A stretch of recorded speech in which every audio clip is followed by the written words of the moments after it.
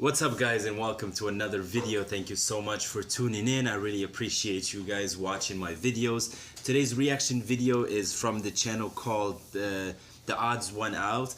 It's like a cartoon, but it's really hilarious. It's called My Horrible Spelling, and it's actually spelled wrong because it's trying to prove a point, and it's just super funny. I actually watched 4 minutes of it. Just kidding.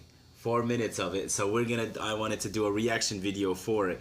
So it's since I already started, I'm gonna start from the beginning again and do the reaction, complete the reaction. So thank you guys so much for joining this video. Please hit the like, subscribe button, please. I actually just hit 200 subscribers, so thank you so much for that. So let's get started. Okay, class, spell Wednesday. This used to always trick me. I don't know how to spell Wednesday. Well, James, just sound it out. Oh, okay. So, like this? No, James, it's Wednesday. Wednesday. You said sound it out, and that's how you sound it out. You Look at the think French you guy. have it bad. Do is spelled with an X.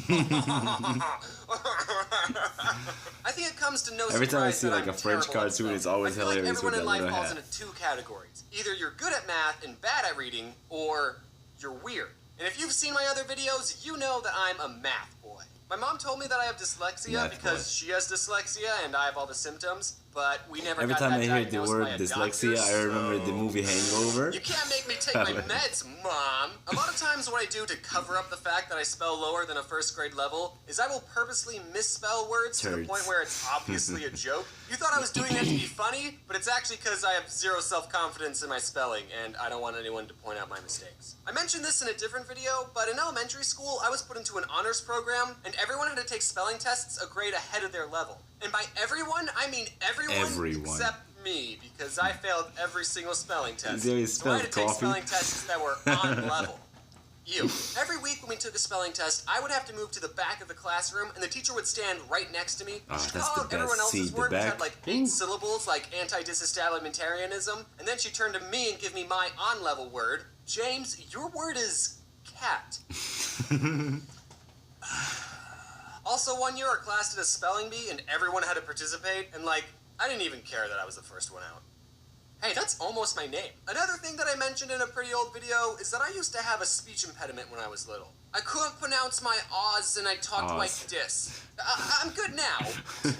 Obviously. So every other day during school, I had to go to a speech therapy class, and one day the teacher who taught me how to pronounce my O's, I'll call her Mrs. Kool-Aid, gave me this sheet of paper with a bunch of raindrops on it, and she said, for every raindrop on this page, say the word raindrop. But then she just left the room, and I said, well, I'm not going to do this. I didn't say raindrop a single time, because, like, no one was even there. No one would have seen me not saying raindrop. So why would I do something that I didn't want to do? But then, the funny part is, when she came back, she asked, are you finished saying your raindrops?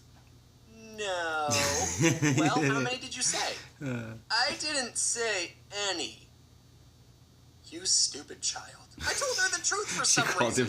I don't know why. It was probably the easiest lie in my life, but that's why I remember this story. I'm still mad at myself for telling the truth.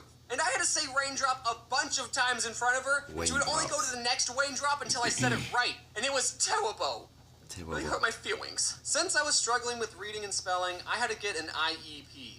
An incredible, excellent personality. Which meant I had to go to a special class for a little bit during school. And the teacher who taught this class was none other than Mrs. Kool-Aid.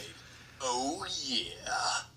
I don't know why I said it like that. I don't remember anyone ever telling me I was put into a special needs class. I just remember going into speech therapy every other day, and then those classes slowly morphed into teaching me how to read and spell. I don't know, I thought reading this book would have helped me talk better. 2 other kids were in the reading class with me, and I remember the day when reading for me just clicked. Us 3 were given a simple sentence to read. It was about bees. It was so simple. It was literally just, to defend their hive from wasps, bees don't sting the wasp. Instead, they all crowd around the wasp and flap their wings to raise their body temperature, heating up the wasp until it dies. And then Mrs. Kool-Aid asked us, okay, how do bees defend against wasps? And the other 2 kids said, they sting them. And I said, What? No, you Moans! Didn't you He corrected read them. this? Oh, Extra the smart word by information. correcting them. Also, I never get hugged by a bee. So I was in these classes all the way until the 6th grade. I was getting better at reading. I still wasn't great, but I was getting better at it. And one day, Mrs. Kool-Aid said, He's starting "You know, to feel James, proud now. you should try competing in the Battle of the Books." Battle of the Books? Battle of the Books? Battle of the Books! He just Finally, lost his reading mind. sounds fun! At my school, Battle of the Books was this competition where students were given a list of 4 books to read within a time limit of like 2 months. I don't remember how long it was. And after however many months it was, the contestants would sit in an auditorium and take turns answering questions about the books. And whoever got the most questions right would get a pizza party. And that's where the battle part comes in. We'd kill each other for pizza. And then there were 2 more rounds, each with 4 more books. When you're younger, so it's like pizza is like huge. Like when we used to have pizza at school, it's like, oh my god. TJ. Hey TJ, do you remember Battle of the Books? Yeah man, it was great. Now you're probably thinking that 4 books in 2 months isn't that hard, especially since they're kids' books. But as someone who didn't read any books on my own outside of school, it was a challenge. But I discovered a way to cheat the system. I discovered something called audiobooks. Instead of having to sit still and read the book, I could just have someone read the book to me. And I would get through the book so much faster. I'd be able to read a book in about 8 hours as opposed to reading a book never, because I would never be able to finish a book on my own. And I was actually able to understand what was going on. I legitimately thought that listening to audiobooks was cheating because of how well it worked. So I never told anyone my secret until just now.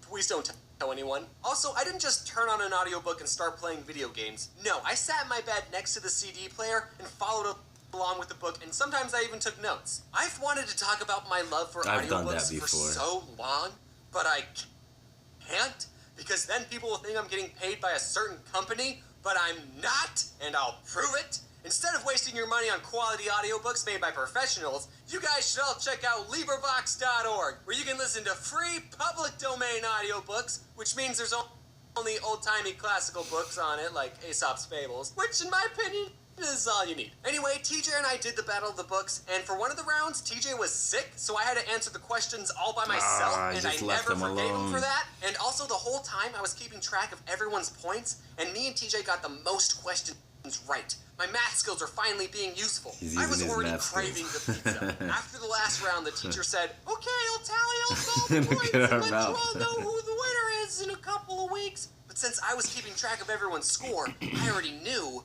we won. I turned to TJ and I said, "TJ, guess what? We already..." Oh, this is He's not there. How did I not notice that until just now?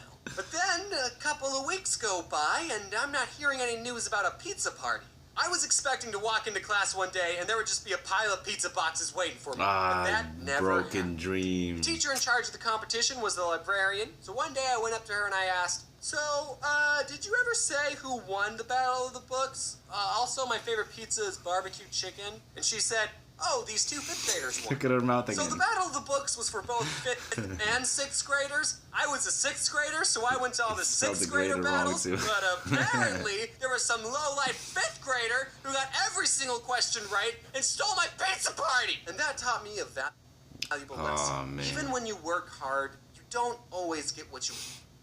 But that's okay, because one day you'll be an adult and you can buy all the pizza you want without having to breathe. He bought his own pizza. He really didn't care about anybody giving him pizza. Hello.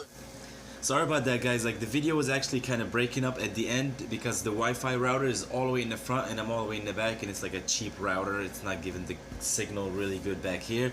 I just came here because it was really good lighting. So this video is actually, I really like it so much because English is my second language. My first is Arabic. I'm from Morocco, so English is my second language. So I can relate to so much the stuff that he's saying over here. In this video, like Wednesday, I could never spell it before because it was just like when you pronounce it, like you sound it out. It's not how it's written. So it was so much funnier to me. So that's why I really wanted to do a reaction video to this video. If you guys know this channel and you watched it before, or there's a funny video like this that I can do another reaction video, please leave a link of it in the down in the comments. So, and I will do a video for it next time. And I want to thank you guys so much for tuning in. Thank you so much for the support. Thank you guys for 200 subscribers. I appreciate it so much, and I will see you guys in the next video.